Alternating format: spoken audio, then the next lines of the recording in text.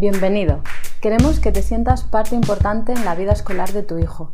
Por eso, hoy vamos a ver cómo se instala la aplicación de Outlook para que puedas consultar tu correo electrónico Educamos en tu móvil.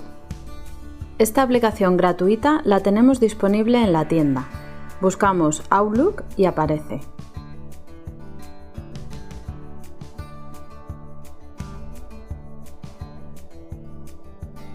Damos a instalar y cuando está instalada abrimos e introducimos nuestros datos de Educamos.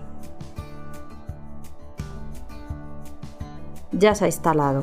Damos a abrir, después a comenzar, introducimos nuestra dirección de correo. Si no nos la sabemos, podemos consultarla entrando en el menú lateral izquierdo, Mis datos, información personal, cuentas adicionales. Será una cuenta con nuestro usuario, @el nombre del colegio o 365.educamos.com. Damos a continuar y ya estamos en Educamos.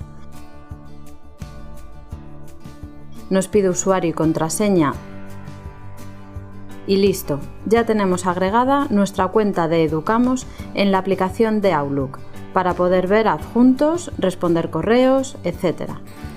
Esperamos que esta formación online te haya ayudado a conocer un poco más nuestra solución. Educamos cerca de ti.